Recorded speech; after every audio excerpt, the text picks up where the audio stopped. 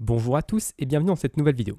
Alors dans la dernière vidéo, on avait laissé un petit bug dans notre application, c'est qu'on réinitialisait le this.comment. Or, dans notre data, dans nos Vue.js, on n'a plus de clé comment, on n'a plus qu'une clé form body à la place. Donc ce qu'on va faire, c'est qu'on va réinitialiser form.body et on va le mettre égal chaîne de caractères vide pour réinitialiser le message une fois qu'il a été envoyé.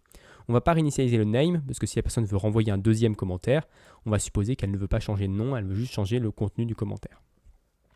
Maintenant, on va s'attaquer aux vraies choses qui est que lorsque je clique sur commenter, je n'ai aucun retour au niveau de l'interface. Par contre, dans ma liste ici de mon réseau, de mon onglet réseau, j'ai bien la requête post qui a échoué avec une code d'erreur 422. Donc le code d'erreur 422, c'est un problème de validation, c'est-à-dire qu'on n'a pas pu valider les données chez Laravel. Donc Laravel nous renvoie la partie réponse. Dans la partie réponse, elle nous renvoie les clés de validation. Donc on voit qu'on a eu un problème avec name et avec body. Donc on a les deux messages de validation. Donc maintenant, comment on va faire pour afficher ces messages dans l'interface pour que la personne puisse voir qu'il y a eu un problème? Tout simplement, on va mettre à jour notre requête Axios parce que le point zen n'est utilisé que lorsque la requête post réussit. Pour récupérer quand la requête post échoue, on va rajouter un point catch. Donc le point catch, ça permet de récupérer lorsque la requête échoue. Donc je vais faire un console.dir de l'erreur et on va voir tout de suite le contenu de cette erreur. Donc si je vais dans console, que je clique sur commenter, on voit qu'on a erreur, la requête a échoué. Donc pour avoir le contenu de la réponse de l'utilisateur, on peut faire error.response. Et là, on va pouvoir obtenir, si je clique sur commenter, on va obtenir toute la réponse que nous a renvoyée Laravel avec dans data errors les clés qui nous intéressent. Donc je peux également simplifier ça en faisant .data.errors et ensuite en réactualisant, je recommande une dernière fois et cette fois-ci, j'ai vraiment ce qui m'intéresse, c'est-à-dire le body et le name, donc les deux clés qui m'intéressent. Donc maintenant, ces deux clés-là, pour les afficher dans l'interface, je vais devoir les enregistrer dans mon data. Parce que dans Vue.js, tout ce que j'affiche, il faut qu'il provienne de mon data. Donc la première chose à faire, c'est de créer une nouvelle clé errors, qui va être un tableau vide pour le moment, et qu'on va remplir avec les erreurs de validation renvoyées par Laravel.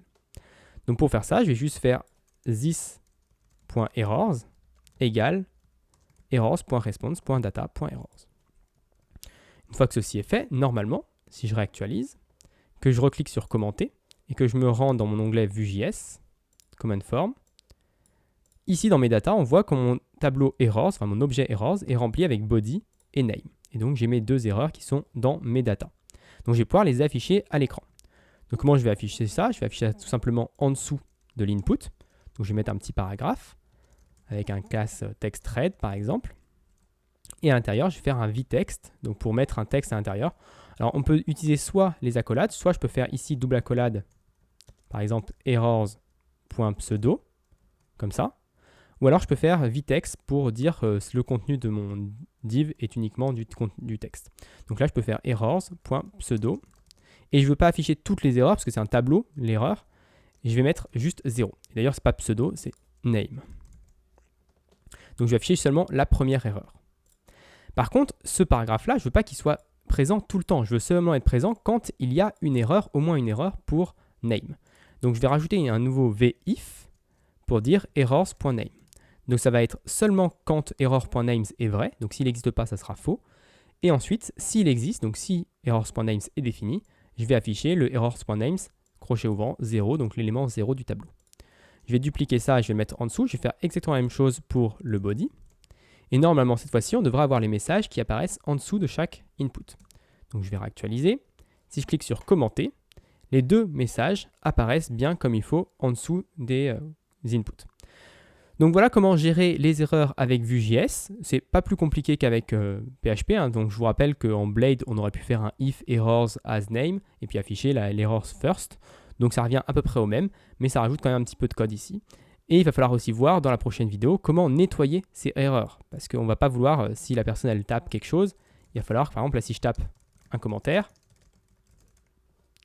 et que je clique sur commenter, on voit que les erreurs restent. Alors que pourtant, j'ai bien envoyé un commentaire correct. Donc il va falloir voir comment nettoyer ces erreurs.